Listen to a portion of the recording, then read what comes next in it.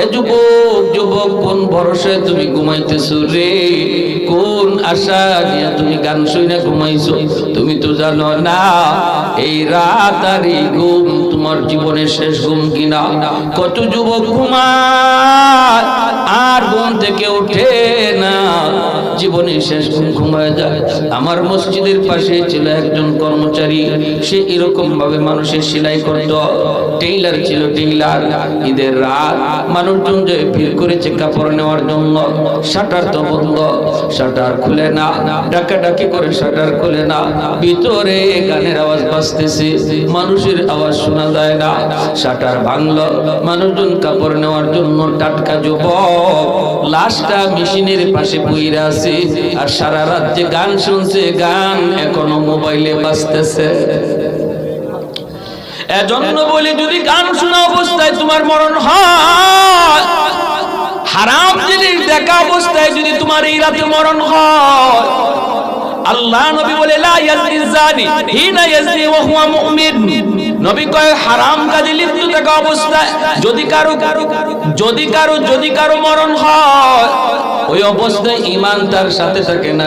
চুরি করা অবস্থায় ঈমান সাথে থাকে না, জিনা করা অবস্থায় ঈমান সাথে থাকে না, মদ খাওয়া অবস্থায় তার ঈমান সাথে না, গান শোনা অবস্থায় তার ঈমান সাথে থাকে না। ওই অবস্থায় যদি মালাকুল মউতের সাথে তোমার আমার সাক্ষাৎ হয়, বলো দেখি ঈমান তো তোমার সাথে গেল না।